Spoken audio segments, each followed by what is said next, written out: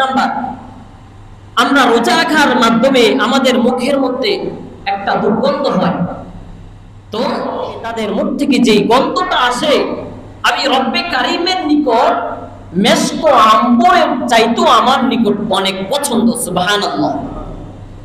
পর্যন্ত রোজাদারদের জন্য মাগফিরাতের দোয়া করতে থাকেন।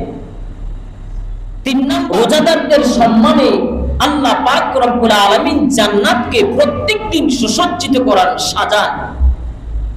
4 নম্বর হলো রমজানে আল্লাহ তাআলা মানুষদেরকে সম্মানিত করেছেন জিনদের শয়তানদেরকে বন্দী করার মাধ্যমে।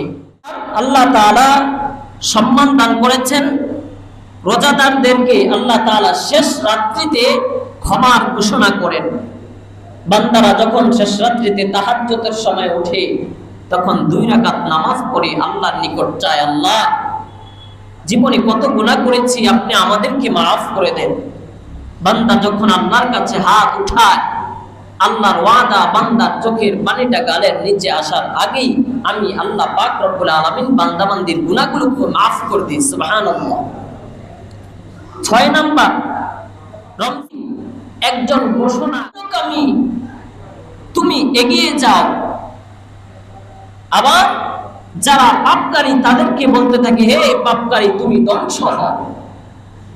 এই 6টা বস্তুর মাধ্যমে আল্লাহ পাক রব্বুল আলামিন মুমিন বান্দাবান্দীদেরকে সম্মান দান করেছেন।